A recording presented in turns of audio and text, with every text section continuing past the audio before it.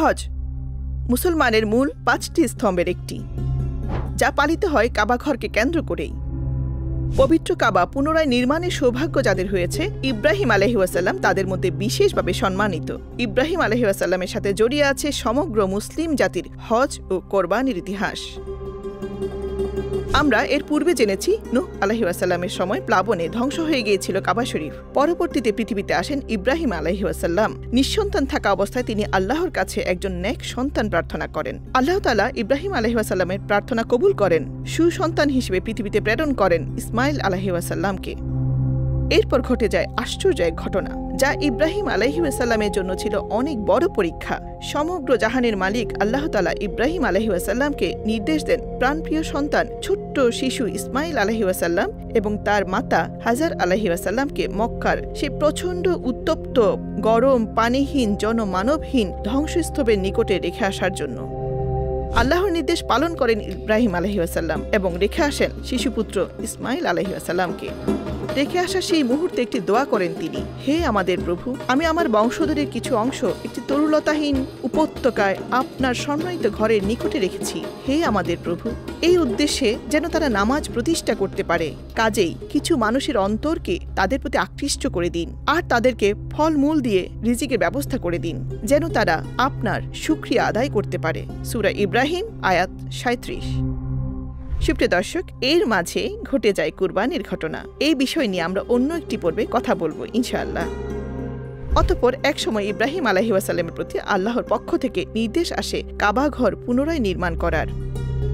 পুনরায় নির্মাণ শেষে আল্লাহ তাআলা ইব্রাহিম আলাইহিস সালামকে ৩টি নির্দেশ দেন। আল্লাহ বলেন, যখন আমি ইব্রাহিমকে বাইতুল্লাহর স্থান ঠিক করে দিয়ে বলেছিলাম যে আমার সাথে কাউকে শরিক করো না এবং আমার গৃহকে পবিত্র রাখো, তাওয়াফকারী, নামাজ আদায়কারী এবং রুকু ও সিজদা আদায়কারীর জন্য এবং মানুষের জন্য হজের ঘোষণা দাও। তারা তোমার কাছে আসবে পায়ে হেঁটে এবং উটের পিঠে সওয়ার হয়ে দূর দূরান্ত থেকে। সূরা হজ আয়াত ২৭ এবং ২৮।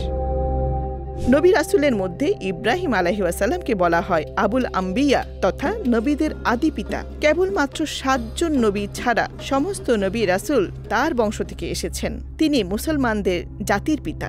জাতি হিসেবে মুসলিম নামটি তিনিই প্রথম রেখেছেন। আল্লাহ তাআলা তার প্রশংসা করে সূরা নাহলে বলেছেন, নিশ্চয়ই ইব্রাহিম ছিলেন সব গুণের সমাবেশকারী। সুবহানাল্লাহ। যখন ইব্রাহিম আলাইহিস সালামকে হজ ফরজ হওয়ার ঘোষণা করার জন্য নির্দেশ দেওয়া হয়, তখন তিনি আল্লাহর কাছে অনুরোধ জানান, এখানে জনমানবহীন মরুপ্রান্তর, হে আল্লাহ, আমার বাণী কে শুনতে পাবে? আমার আহ্বান শোনার মতো কেউ নেই। যেখানে জনবসতি আছে সেখানে আমার আওয়াজ কিভাবে পৌঁছাবে? আল্লাহ তাআলা উত্তরে বলেন, তোমার দায়িত্ব শুধু ঘোষণা করা, মানুষের কানে পৌঁছানোর দায়িত্ব আমার। অতঃপর ইব্রাহিম আলাইহিস সালাম আবু কুবাইস পাহাড়ে আরোহণ করেন। 2 কানে আঙ্গুল রাখেন, ডানে বামে এবং পূর্ব পশ্চিমে মুখ করে চিৎকার করে তিনি ঘোষণা দিতে থাকেন, হে মানুষেরা, আল্লাহ তাআলা তোমাদেরকে এই ঘরে হজ করার নির্দেশ দিয়েছেন যাতে তোমাদেরকে জান্নাত দিতে পারেন এবং জাহান্নাম থেকে মুক্তি দিতে পারেন। সুতরাং তোমরা হজ করো। ইব্রাহিম আলাইহিস সালামের এই আওয়াজ আল্লাহ তাআলা সব মানুষের কানে পৌঁছে দেন। এমনকি যারা ভবিষ্যতে কিয়ামত পর্যন্ত পৃথিবীতে আসবে তাদের রূহ পর্যন্ত এই আওয়াজ পৌঁছে দেন। যাদের ভাগ্যে আল্লাহ তাআলা হজ লিখে রেখেছেন তাদের প্রত্যেকে এই আওয়াজের জবাবে বলতে থাকে, লাব্বাইক আল্লাহুম্মা লাব্বাইক, অর্থাৎ আমি হাজির, আমি হাজির, হে আল্লাহ। হাজির হওয়ার স্বীকৃতি প্রদান করেন। ইবনে আব্বাস রাদিয়াল্লাহু আনহু বলেন, ইব্রাহিম আলাইহিস সালামের ঘোষণার উত্তরই হচ্ছে লাব্বাইক বলার আসল ভিত্তি। ইব্রাহিম আলাইহিস সালামের ঘোষণার মধ্য দিয়ে আল্লাহর ইচ্ছায় কিয়ামত পর্যন্ত হজের এই ধারা কায়েম থাকবে ইনশাআল্লাহ। ভালো লাগলে লাইক দিন, শেয়ার করুন। ধন্যবাদ।